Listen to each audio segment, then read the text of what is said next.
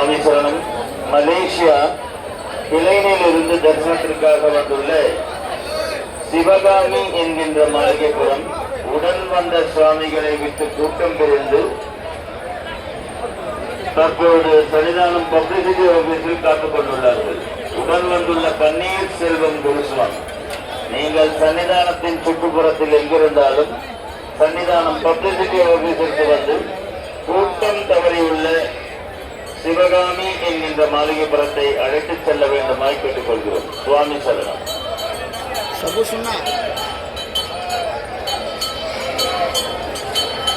ଯାଉଛୁ ଦର୍ଶନ କରିବାକୁ।